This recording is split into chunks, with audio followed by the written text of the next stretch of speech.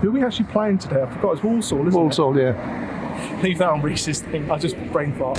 Goal month for January is now in, and the winner is Ollie Hawkins, who scored a fantastic header against Forest Green with 37.2% of the vote, which is 1.3% more than Scott Malone, who scored his goal against Colchester. It was a really tight one this month. So, courtesy of CNA Building Products, our channel sponsor, here is January's Goal of the Month. Right hand side, it's going to be Mahoney going to take it. Can we get on the end of this to get the goal? Let's go to the back post, get it towards target. Yes! And finally it's gone in, and it's Hawkins who's put it in the back of the net. He's overdue a goal.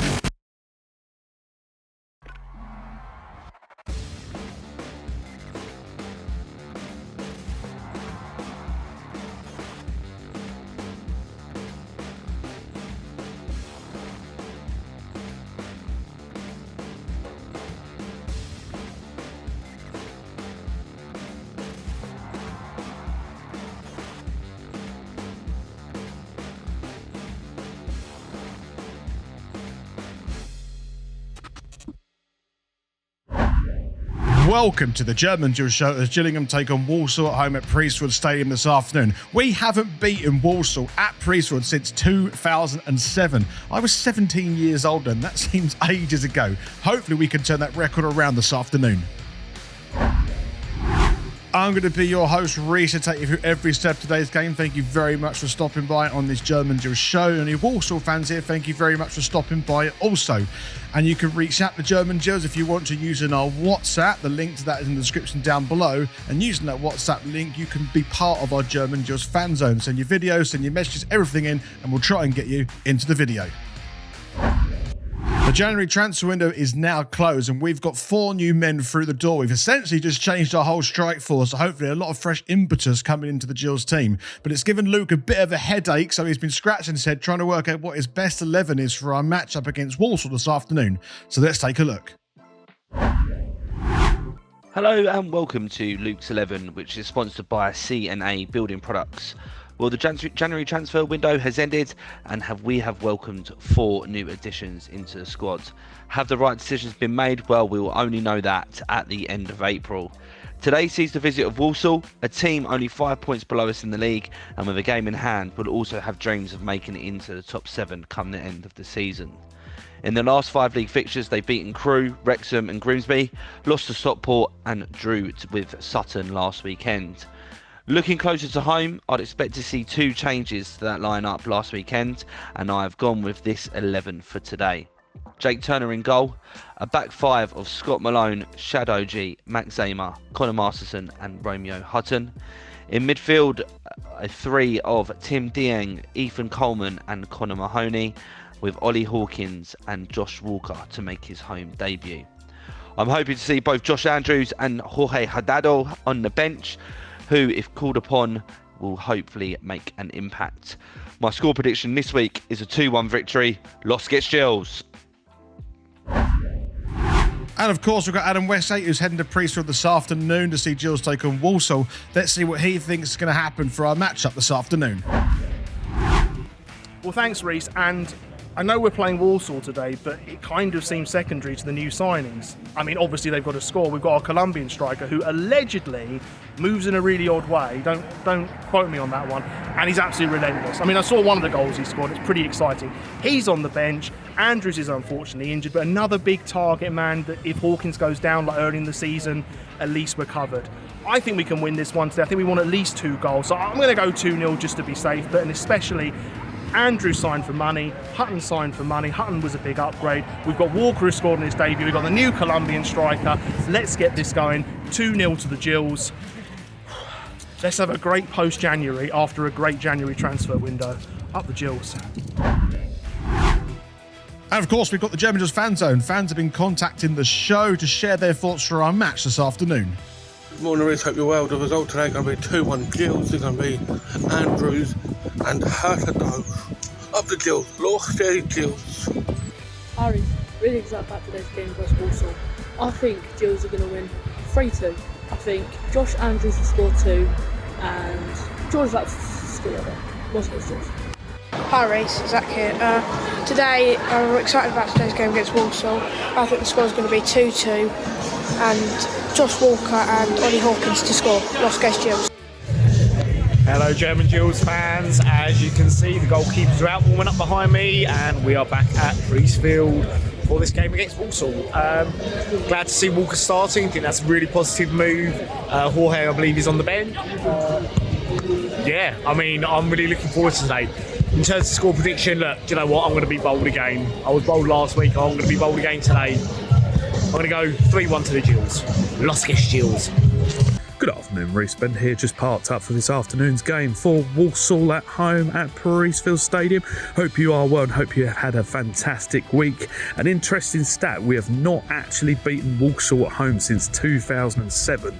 However, I think that is all going to end this afternoon with a 2-1 victory for us, I reckon. A debut goal for Josh Walker, I reckon, and a goal for, I'm going to say, Ollie Hawkins to wrap things up with 3 lovely points. Fingers crossed, 3 points, and Los Gills. Let's head over to Priestfield Stadium for today's live match reaction. Los Gills.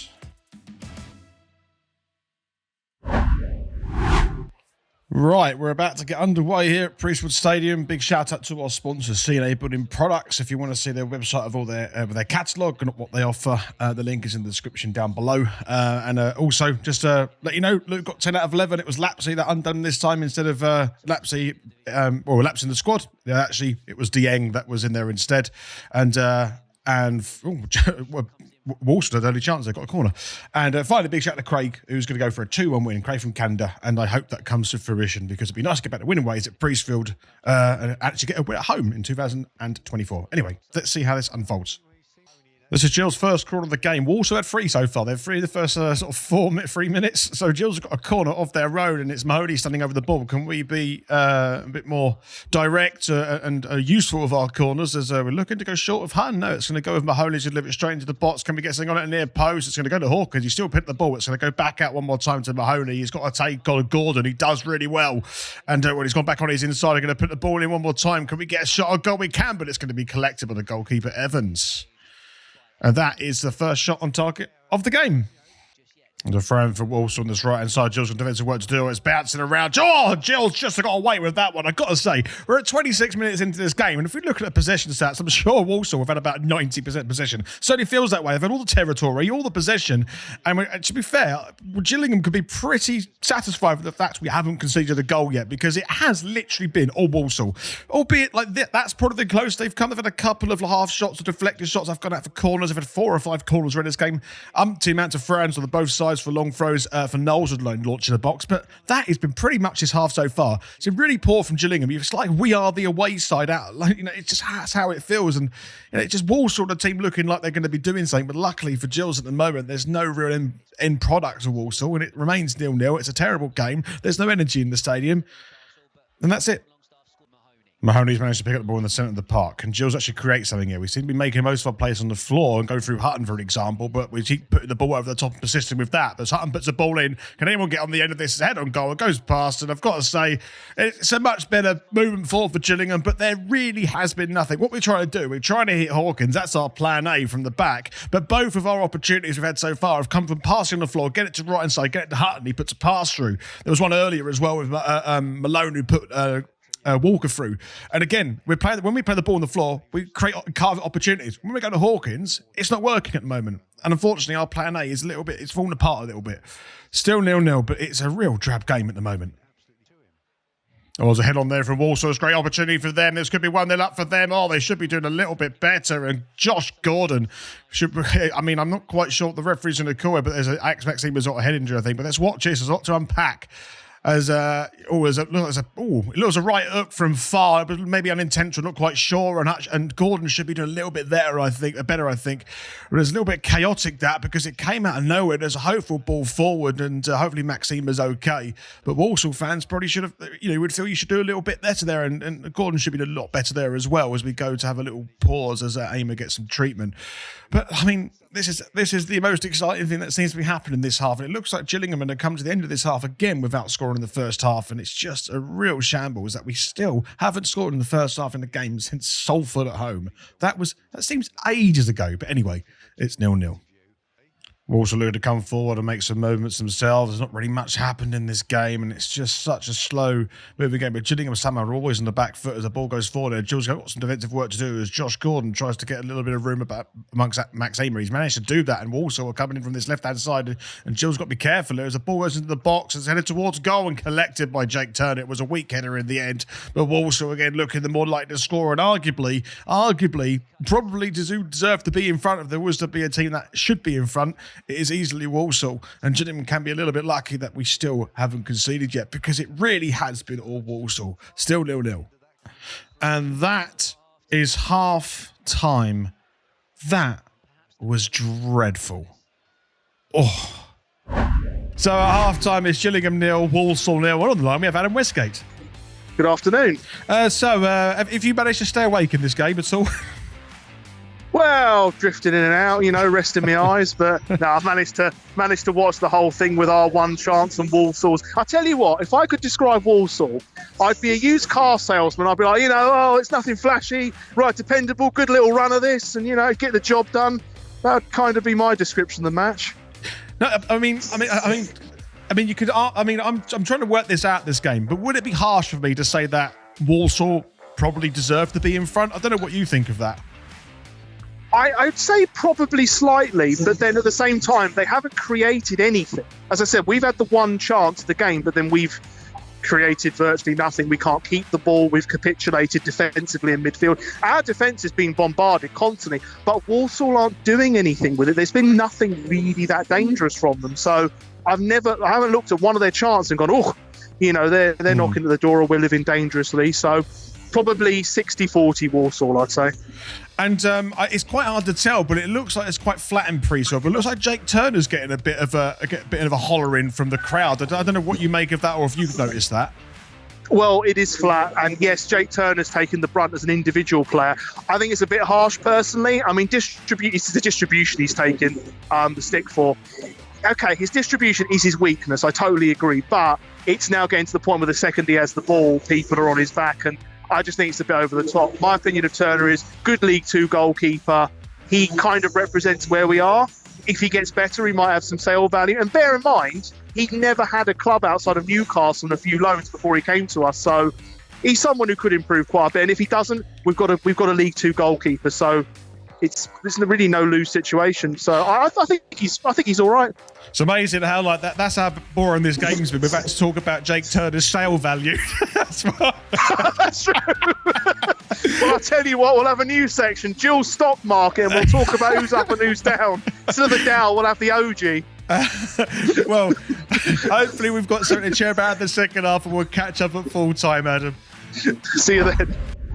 So we're about to get underway for the second half. Big shout out to our secondary sponsor, which is Viper Golf. If you like retro football golf shirts, I suppose the best way to put it, go to their website links in the description down below, and you could use the code GG5 to get £5 off your order. Take a look. There's some really cool stuff on there, actually. And if you're a keen golfer and you want something new to wear, you can go and check out their website. That's Viper Golf. Anyway, Clemens hasn't changed anything for this second half, which is quite a surprise considering that it was absolutely woeful in the first half. And hopefully we can get something from this game as Malone already is on the attack and it's going to go out for a corner. No. Well, it's interesting.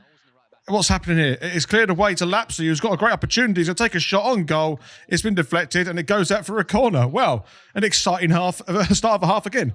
Let's see how it unfolds.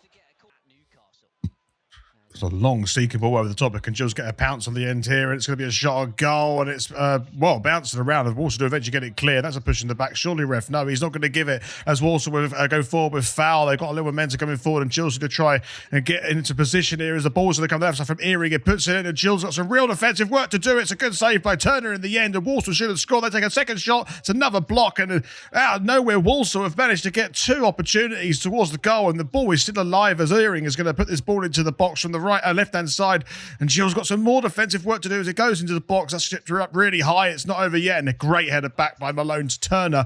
My goodness me, it really sparked into life of Walsall there. Nothing's really happened. Gills had a bit more increase in momentum actually in this second half, but it's Walsall who had the best opportunity. And arguably, Hutchinson, who did score a hat-trick at the best shot against Gills last time, should be a lot better there. It was another second sort of recycled shot, which was blocked again by the Gills defence. And luckily, again, Gillingham come out of that attack from Walsall unscathed.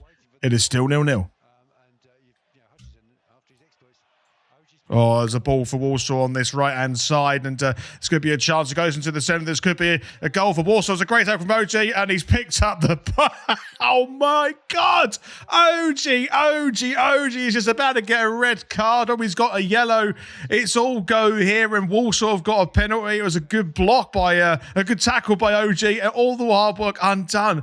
I think he's actually trying to stay that instinctively. That is chaotic, because I wonder if Turner is saving that as he's diving to his right. It's unbelievable. And he has got a yellow card. It looks like arguably it should have been a red. I don't know the rules for that round that, but my goodness me, it looks like Gillingham are about to go 1-0 down. It's all kicked off now. And do you know what? If Walsall go ahead from this penalty kick, it's more than they deserved, I have to say, unfortunately. Hutchinson standing over the ball for Walsall, and he's against Jake Turner. Can Jake Turner put out heroics as he runs down the centre? And it is a goal. I thought Jake Turner managed to get down to his left and save it, but it is Walsall who do go ahead in this game. And you know what? They totally deserve it. They've been playing pretty well in the first half. They were a bit, they weren't that clinical up the top, but eventually, by persistence and erosion and attrition, they've managed to get through the Gills defence and put themselves ahead. And we know from Gillingham's perspective, if we go 1-0 down, it is going to be tough for us to get back into it. But Hutchinson does give Walsall the lead through an Ogie error, I suppose it is. You could look at it that way. Anyway, Ogie gets the yellow card. Walsall 1-0 up, and we are just over the hour mark in the game. I'm sorry to say, it's just after Walsall has scored, but what's happening right now on the bench should have happened at half-time. And I have to say, I think the timing of these substitutions is very reactive, and we should have been more proactive about these substitutions. That's a huge mistake, I think, from the management team of Gillingham at half-time. This should have happened in a more proactive manner rather than a reactive manner to a Walsall goal. I'm going to put that in the highlights and put this in this video because I feel quite strongly about the poor timing of these substitutions. Say what you want about that. I understand you want to try and give players a little bit of an opportunity to redeem themselves in the second half, but I think we have much bigger things to try and do in this game of football, and this is too reactive for me. Turner launches this ball forward. Can we get a little bit of luck? Get some scraps somewhere. It's bounced around. Hurtado has managed to pick up the ball. He's done a very good touch there. He looks like he wanted to go alone. He's going to take a shot himself, and it's gone deflected and straight towards the goalkeeper. And Hurtado, you can tell straight away, really wants to try and get into this game. He's got a lot of confidence and a lot of energy. Hopefully we can channel that the right way. Maybe the best decision was to go out to the right-hand side, but it's a decent start from the substitution. Again, I still stand by what I said. He should have come on at half-time. Ogie with the long throw on the left-hand side. And Gills gets over on us. Come on, let's get a little bit of luck. It's bouncing around. Someone's take a shot on goal. Yes! And it's gone in the back of the net. Gills have equalised finally through Masterson. Gills are back into this game, and maybe, just maybe, we can find ourselves a winner. Thank goodness for that. It just needs to be a little bit scrappy. We need to find something from somewhere. As a long throw from Ogie. It landed on the box, and there was someone with a little bit of intent managed to just put their foot through it and put it right in the top left-hand corner. Masterson, great alertness, great vision, if you could call it that, to put it in the top left-hand corner of 8 yards, but he still had to do it, whacked his foot through it, and Gills have equalised. Gillingham 1, Walsall 1. Hunt standing over the ball, and can Gills get in front from this corner on this right-hand side? And it would be absolutely incredible for another set piece if we can. Of course, as Hutton puts it into the box to the back post. Can anyone go there? There's a header towards goal, surely! Oh, no! Ogie should have put that in the back of the net. He's had such a turbulent game. He's had some good tackles. He's made some horrific mistakes, and he should be doing better than that and putting it in the back of the net. And again, it just fell to another defender. I mean, if you get Master at the end of that, he probably puts it in off the bar, no doubt. But Gillingham should now be 2-1 up, I have to say. But it isn't. We missed the target, and it is still 1-1. It's a long ball of the topic, and Hawkins put Hurtado through. He can. Hurtado is through. He needs a little bit of support. Is he going to go himself? He might have to go himself. He takes the shot. He's blocked, but he gets a corner. My goodness me, I got to say, Jorge Hurtado is looking really lively for Gillingham. What a transfer this could be, especially, I know it's a loan, but he's looking extremely lively, and he's making it very tricky for Walsall to defend, and he's managed to give Gillingham a corner. I'm very impressed with him so far. Hopefully we can get a goal from him and see more from him throughout this season, but very impressive, this transfer. Knowles along from the right-hand side. Gills got some defensive work to do, and they need to get the ball the way. Otherwise, it could be a chance if the Walsall get in front right at the end. And it is cleared away. It wasn't cleared away properly. It's blocked on the line by Emo. I thought there was going to be a free kick from the referee, but now he is going to blow for full time, and Gillingham have drawn this game. And just before we go to Adam Westgate, I have to say it's been quite a chaotic game, but I think Gillingham could be very lucky to be getting away with a point in this game, although we could have had all three, but we could have lost all three as well. And at the end, I think maybe a draw was probably the right result, actually, just about. But let's see what Adam Westgate has to say about this game. Well, that was a funny one in the end, wasn't it? I mean, we had 2 goals. The one we conceded was very, very, very avoidable in the end. And I'll stick to what I said, that Walsall didn't really create much. They probably had one other chance aside from that. And actually, Ogie had an uncharacteristically not great game. Found it a bit weird that Coleman got his man of the match. And I'm a big fan of Coleman, but I didn't think he had the best game either, to be honest.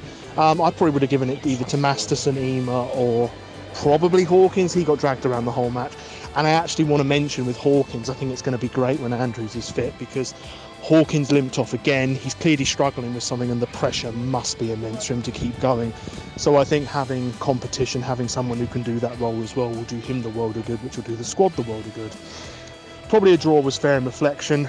I mean, the Colombians are Hurtado, and I'm probably saying it wrong. He does look something chaos incarnate. He looks really good.